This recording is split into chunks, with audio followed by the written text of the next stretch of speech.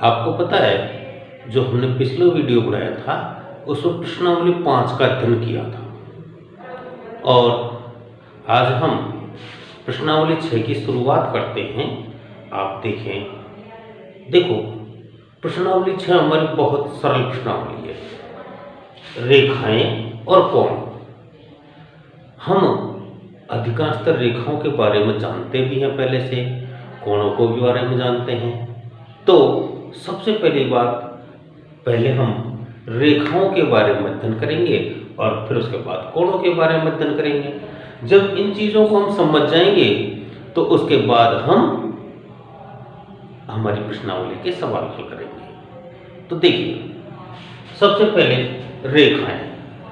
देखो, जो ज्यामिति होती है उस ज्यामिति में हमारे पास में एक आकृति होती है और ज्यामिति की जो आकृति होती है उसमें एक विशेषता होती है कि उसमें केवल लंबाई होती है, चौड़ाई नहीं होती, जिसे हम ऐसे भी कहते हैं कि चौड़ाई ही रहित लंबाई की जो आकृति होती है उसे हम रेखा कहते हैं। अब रेखा जो होती है उसे ही हम एक सरल रेखा के नाम से जानते हैं। जो ये रेखा होती है ये दोनों ओर अनंत दूरी तक बढ़ती हुई चली जाती है और जब ये अनंत दूरी तक चली जाती है तो इसका मतलब है कि इसका कोई अंत नहीं होता। हमें जितनी चाहिए उसको हम बढ़ा सकते हैं। ऐसे हमारे पास ये रेखा होती है। फिर उसके बाद हम आती है हमारे पास समांतर रेखा। समांतर रेखा, जहां हमारे पास में दो लाइनें होती है और दोनों के बीच में क्या होता है, अंतर समान होता है, इसलिए इसे समांतर रेखा कहते हैं। अब आप इस बात को जान गए कि सरल रेखा जो होती है इसमें तो एक ही हमारे पास लाइन होती है और समांतर रेखा में दो लाइनें होती है और दोनों के बीच की दूरी हमेशा बराबर होती है। ये चीजें, इन परिभाषाओं को हम पिछली वीडियो में देख भी चुके हैं। अगर आप में से कोई नए ऐसे हैं जिन्होंने पहली बार ये वीडियो देख रहे हैं तो वो पिछली वीडियो को भी देख सकते हैं और उसके बाद में अगर आपने चैनल को सब्सक्राइब नहीं किया तो वो भी करें ताकि आपको और वीडियो भी देखने को मिल जाए। अगला हमारे पास में प्रतिच्छेदी रेखा। अब ये प्रतिच्छेदी रेखा क्या होती है, आप इस बात को देखिए। जब कोई भी दो सरल रेखाएं एक दूसरे को प्रतिच्छेद करती, काटती है, प्रतिच्छेद का मतलब होता है काटना, तो ये हमारे पास में प्रतिच्छेद रेखा कहलाती है। तो देखो, ये दो रेखाएं हैं जो एक दूसरे को इस जगह पर काट देती है, तो इस दोनों रेखाओं को हम प्रतिच्छेद रेखा कहते हैं। और उसके बाद आती है त्रियक रेखा। इस त्रियक रेखा की एक खासियत होती है कि जैसे चाहे दो रेखाएं प्रतिच्छेद हो चाहे समांतर रेखाएं हो, तो दो या दो से अधिक जो सरल रेखाएं होती है उनको एक अलग अलग बिंदुओं पर काटती है। देखो, ये एक लाइन है और इस लाइन ने ये एक बिंदु यहां, एक बिंदु यहां, ऐसे दो अलग अलग बिंदुओं पर इनको काट दिया है। इसलिए हम क्या कहेंगे, जो ये लाइन है इसको बोलेंगे त्रियक रेखा। ऐसे हमारे पास ये कुछ रेखाएं। अब हम रेखाओं के बाद उन कोणों के बारे में भी अध्ययन करेंगे। जब हम रेखाओं के बारे में जान जाएंगे, कोणों के बारे में जान जाएंगे, तो हमारे प्रश्नावली के सवाल बहुत ही सरल हो जाएंगे। आप जान गए सरल रेखा किसे कहते हैं, ज्यामिति की वह आकृति जो दोनों ओर लंबाई में बढ़ती चली जाती है, उसकी चौड़ाई नहीं होती, रेखा कहलाती है, सरल रेखा कहलाती है। समांतर रेखाएं, दो सरल रेखाएं जिनके बीच की दूरी सभी जगह समान होती है, कितना ही बढ़ाओ कभी प्रतिच्छेद नहीं करती है, वो समांतर रेखा कहलाती है। और प्रतिच्छेद रेखा, दो रेखाएं जो एक दूसरे को किसी एक बिंदु पर काटती है, वो प्रतिच्छेद रेखा कहलाती है। और त्रियक रेखा क्या होती है? दो या दो से अधिक सरल रेखाओं को अलग अलग बिंदुओं पर काटती है, वो त्रियक रेखा कहलाती है। अब कोणों के बारे में हम अध्ययन करते हैं। देखिए कोण, सबसे पहली बात तो ये कोण होते हैं, ये क्या होते हैं? तो हम इस बात को जानते हैं कि ये जो एक आकृति होती है, आपको पता है किस चीज की आकृति है? एक बिंदु से प्रारंभ हो रही है, दूसरी ओर उसका अंत नहीं होगा, तो इसे बोलते हैं किरण। अगर ये एक बिंदु से जब हमारे पास दो किरणें निकलती है तो ये एक कोण का निर्माण करती है। एक बिंदु से प्रारंभ होने वाली दो किरणों से बनी आकृति कोण कहलाती है। समझ में आ रहा है? देखिएगा, ये भैया महेश, ये पता नहीं इसका ध्यान कहां है, इसको देखना और जहां तक हो सके अपने नोटबुक में नोट भी करते चलो। तो ये आपकी समझ में आ गया कि एक बिंदु से प्रारंभ होने वाली दो किरणों से बनी आकृति को कोण कहते हैं। अब इन कोणों में भी बहुत सारे हमारे कोण होते हैं, अभी हम केवल इतने से कोणों का अध्ययन करेंगे। पहला नंबर का कोण हमारे पास में कौन सा है? न्यून कोण। सब जानते हैं 90 डिग्री से छोटा जो ये कोण होता है, ये क्या होता है? 90 डिग्री से छोटा होता है। दूसरा कोण हमारे पास में आता है समकोण, और समकोण जो होता है वो होता है 90 डिग्री का। 90 डिग्री का कोण, ये हमारा क्या कहलाता है? समकोण कहलाता है। तीसरा नंबर है अधिक कोण, और ये अधिक कोण जो है ये क्या होता है भाई? इसके बारे में तो आप खुद भी जानते हैं। देखो, जो 90 डिग्री से कम का है वो न्यून कोण हो गया, और 90 डिग्री से बड़ा होगा तो अधिक कोण हो जाएगा, अर्थात 90 डिग्री से बड़ा। लेकिन परंतु 180 डिग्री से छोटा।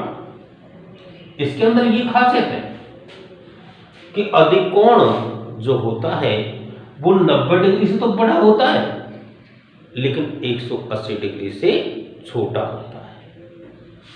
ऐसे जब 180 डिग्री का कोण हो जाएगा तो वो हमारे पास में सरल कोण या रेखिक कोण हम कहते हैं। ये होता है 180 डिग्री का कोण। जब 180 डिग्री का कोण बनता है तो एक सरल रेखा हमारे पास तैयार हो जाती है।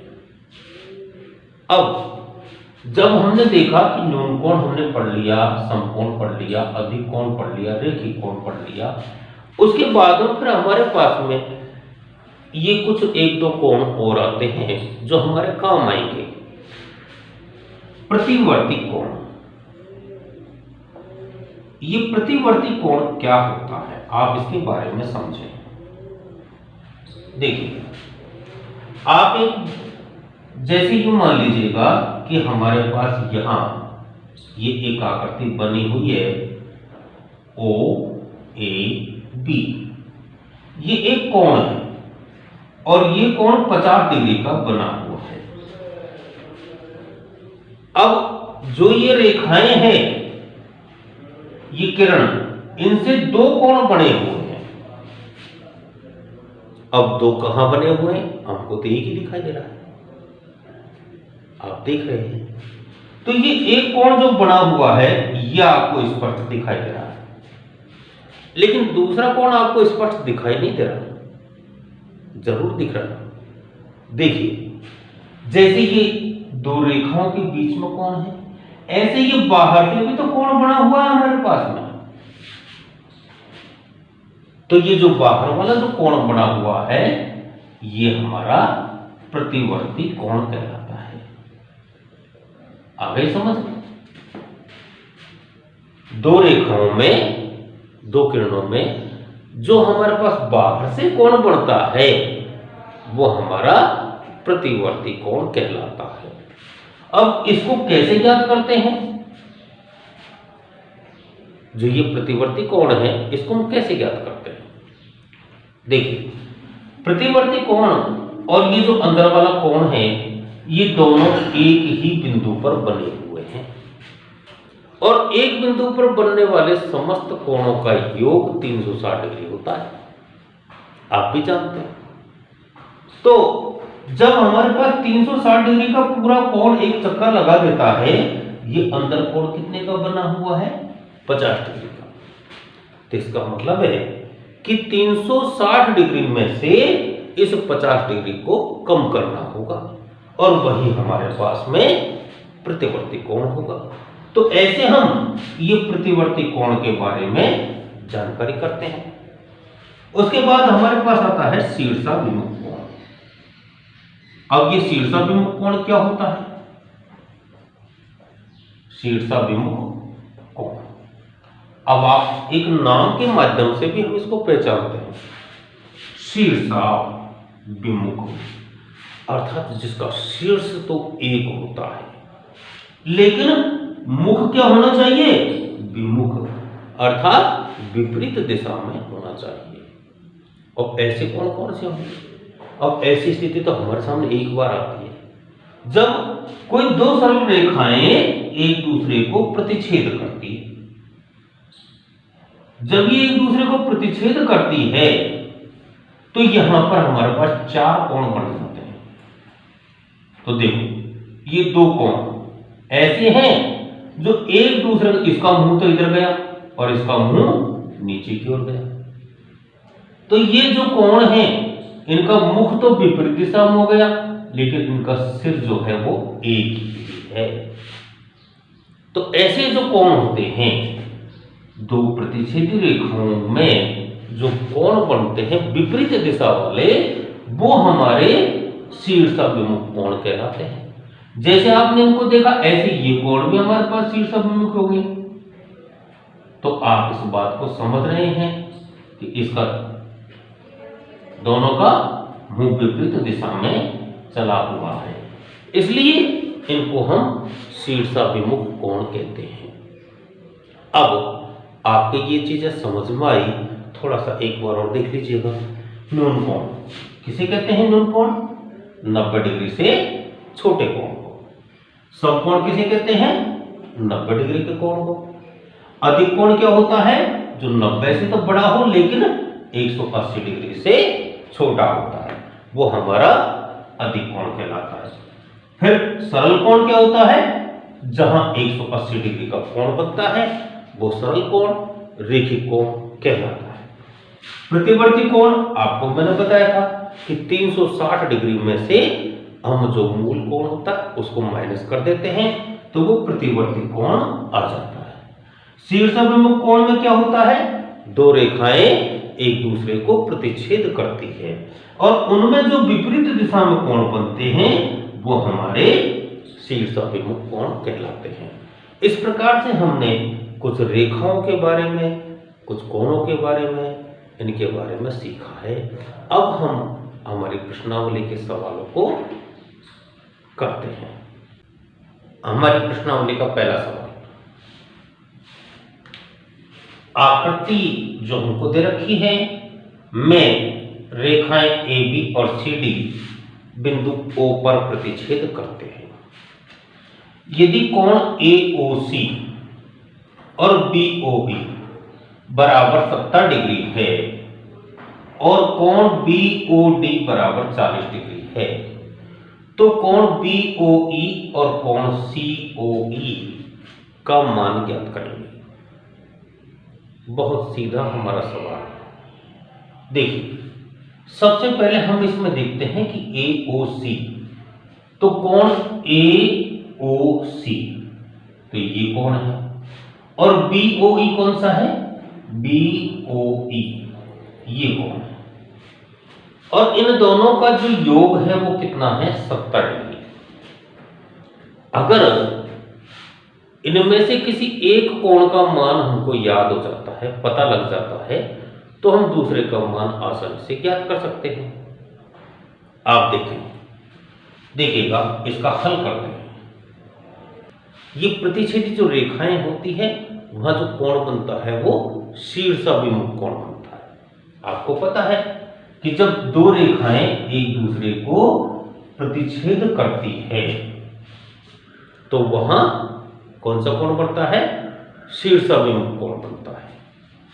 तो देखिए, यहां हमारे पास में दो रेखाएं AB और CD एक दूसरे को काटती है, तो यहां हमारे पास में कोण AOC और कोण BOD, ये दोनों कोण कौन से कहलाएंगे?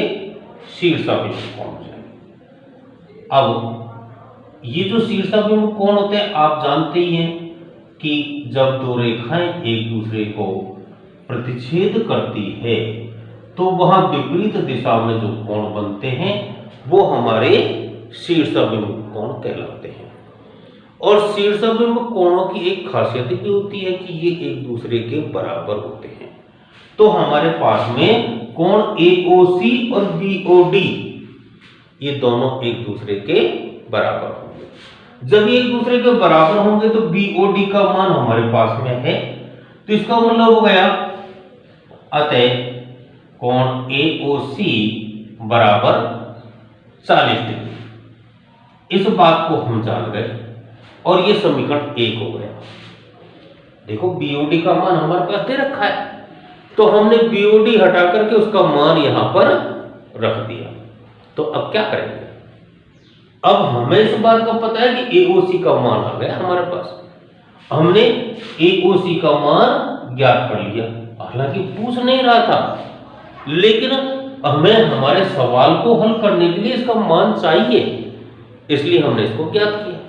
अब आप इस बात को जान रहे हो, कोण AOC प्लस कोण BOE बराबर कितना है? 70 डिग्री।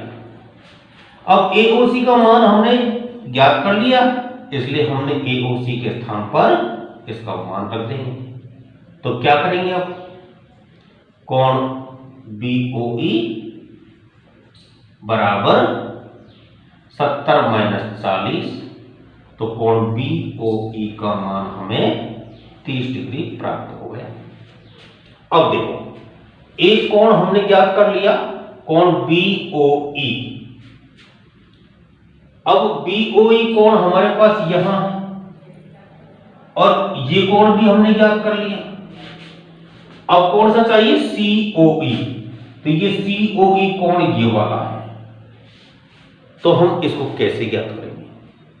देखो, हमारे पास ये AOB एक सरल रेखा है, और सरल रेखा पर हमेशा कितने डिग्री कोण बनता है? रेखिक कोण कितने डिग्री का होता है? 180 डिग्री का। आप अच्छी तरह से जानते हैं, पढ़ा भी आपने इसी वीडियो के माध्यम से। तो यहां कौन से हो जाएंगे? ये कोण AOC प्लस कोण COE प्लस कोण BOE बराबर 180 डिग्री, और लिख देंगे यहां रेखिक कोण। अब आप देख रहे हैं, जिन कोणों के मान हमारे पास में है उन कोणों के मान हम रखेंगे। तो ये तो है 40 डिग्री प्लस कोण COE, ये COE, और ये कितने डिग्री आ गया 30 डिग्री बराबर 180 डिग्री। क्या करना है, कोण COE का मान ज्ञात करना है। तो 180 में से कितना घटाएंगे 40 और 30 70। कोण COE बराबर 110 डिग्री। ऐसे हमारे पास में जितने भी मान ये पूछता है उन मानों को हम यहां आसानी से लिख सकते हैं। अतः कोण BOE बराबर तो कितना आया 30 डिग्री और कोण COE बराबर 110 डिग्री।